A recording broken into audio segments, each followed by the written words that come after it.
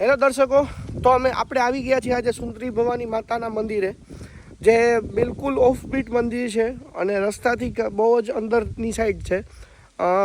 બહુ જ ખરાબ રસ્તો વચ્ચે આવે છે, બટ મંદિર એટલું પુરાણું છે. સમુદ્રની દેવી કહેવાય છે સુંદરી ભવાની માને.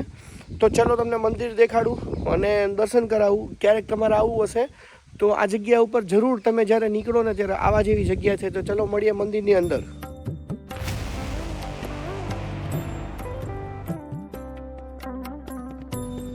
તો મિત્રો, આ આખું મંદિરનું પ્રાંગણ છે. આગળથી મંદિર કંઈ આવું દેખાય છે. અને તમે જુઓ, મારી જમણી સાઈડ છે ને, આ યાત્રી નિવાસ છે. આવા ટોટલ 4 થી 5 યાત્રી નિવાસ અહીંયા બનેલા છે. કેમ કે સુંદરી ભવાની માં છે ને, એ ઘણા જ્ઞાતિના કુળદેવી છે. તો અહીંયા કોઈ એની કાંઈ ને કાંઈ ક્રિયા માટે આવતા હોય છે, તો એના માટે રોકાવા માટેની વ્યવસ્થા પૂરી છે. તમે જુઓ, આપણે ઘણા મંદિર જોયા છે, પણ મંદિરમાં ગાર્ડન હોય આગળ. પણ આવું પહેલું મંદિર છે જે મેં આજ સુધી જોયું નહોતું. આવું મંદિર કે જેમાં આગળના સાઈડ છે ને, આમ આખું નેચરથી નજીક છે, વન વગડા જેવું મંદિર લાગે છે. કેટલી બધી જગ્યા, બહુ વિશાળ મંદિર છે. અને મંદિરનો ઇતિહાસ તો 5000 વર્ષથી બી જૂનો છે. કેમ કે આખી પાંચાળ જમીન છે, આખી પાંચાળ વિસ્તાર કહેવાય છે. તો અહીંયા મહાભારત કાળથી બી પહેલાંનો મંદિર છે. આપણે જોઈએ આગળ, એક્ઝેક્ટલી મારી ડાબી સાઈડ છે ને, જો આ તમને દેખાય છે ને, એ બી ગૌશાળા છે. અહીંયા નાની નાની બદુડી ને ઘણી બધી નાની ગાયો છે ને અંદર વ્યવસ્થા બહુ સરસ છે. તમને દેખાડવાની ટ્રાય કરું છું આગળ જતા. મારી આ તમે જુઓ સામે અહીંયા હનુમાનજીનું મંદિર છે, શંકર ભગવાનનું મંદિર છે. સાથે સાથે શંકર ભૂમાનંદ તીર્થ સ્વામીજી કે જે અહીંના પહેલા સંત હતા, એની બી ગાદી રાખેલી છે. આપણે એની બી દર્શન કરશું. તમને જોયે ને પાછળ જો દેખાય છે ને, એ આપણે મૂર્તિઓ નીકળી હતી સમુદ્રમાંથી, એ બી આપણે જોશું. આ મેઇન મંદિર છે. આગળ છે ને 3 હવન કુંડ છે.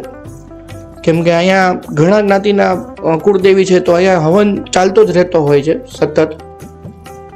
અને આ જો મેઇન મંદિર કાંઈ આવું દેખાય છે. અંદર આપણે જઈએ અને મંદિર જુઓ તમે, રિનોવેશન કરાયેલું છે, પણ તો બી એવું લાગે કે બહુ જ પુરાણું મંદિર હશે. જૂની શૈલીનું બનાવેલું મંદિર છે. મંદિરની નકશી તમે જોઈ શકો છો, જૂના ફોટા છે. અને સામે 3 દેવીની મૂર્તિ છે ને, નીચેથી તમને યલો કલરની મૂર્તિ દેખાય છે ને, એ જે સમુદ્રમાંથી નીકળેલી હતી ને, એ સુંદરી ભવાની માની મૂર્તિ છે. અને ખૂબ જ પાવન તમને ફીલ થશે. આવશો ને તો એકદમ શાંત, મતલબ આટલી શાંત જગ્યા ક્યાંય નહીં હોય. આ તમને હું ઇતિહાસ દેખાડું છું. તમે પોઝ કરીને તમે વાંચી શકો છો મંદિરનો ઇતિહાસ. અને તમે જુઓ, આ પાછળ બી તમને દેખાય, એકદમ વન વગડા જેવું છે. એકદમ શાંતિવાળી જગ્યા છે ને, જંગલની વચ્ચે આવેલી. એવું કહેવાય છે કે વર્ષો પહેલાં અહીંયા સુધી સમુદ્ર હતો અને સમુદ્રમાંથી જ માતાજી નીકળેલા છે. કેમ કે સમુદ્રમાં તો ઘણા બધા ભગવાનો રહે છે, પણ સમુદ્રમાંથી નીકળેલા એવા હોય માતાજી, એવા એક જ માતાજી છે સુંદરી ભવાની માનું મંદિર. તમને બહુ જ આનંદ આવશે. એટલે તમે જ્યારે બી નીકળો ને આ બાજુ, અથવા માટેલ બાજુ જતા હોય, તો માટેલથી બી બહુ નજીક છે.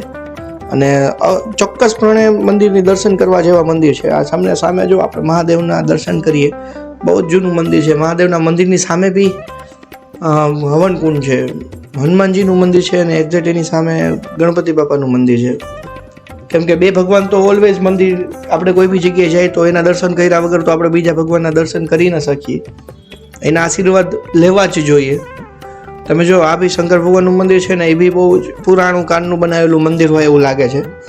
શૈલી જ આપણે બધા મંદિરે જતા હોય ને, તો મંદિરની બનાવટ અથવા આપણે એને શૈલી કહી શકીએ. તો શૈલી જોઈને જ આપણે ખ્યાલ આવી જાય કે આ મંદિર લગભગ કેટલું જૂનું હશે.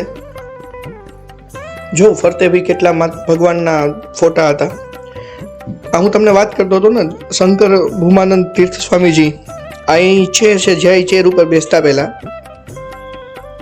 અને એની બધી મૂર્તિ છે. અને આ એ જ એની ગાદી છે કે જ્યાં આરામ કરતા. તમને ખરેખર પાવન ફીલ થશે તમે દર્શન કરશો ને તો. અને તમે એકદમ શાંત જગ્યા છે ને, તમે બહાર પક્ષીઓના અવાજ આવતા હોય.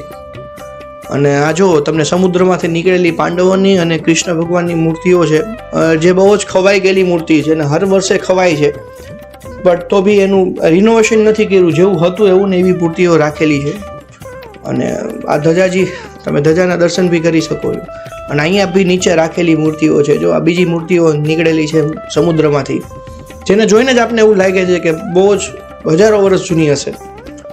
તો મિત્રો, તમને આ મંદિર વિશે ઇન્ફોર્મેશન ગમેલી હોય અને જગ્યા ગમેલી હોય તો તમે વિડીયોને લાઇક કરજો, વિડીયોને શેર કરજો, અને જો કાંઈ ક્વેશ્ચન હોય તો વિડીયોમાં કમેન્ટ કરીને બતાવજો તો હું તમને આન્સર આપીશ ત્યાં.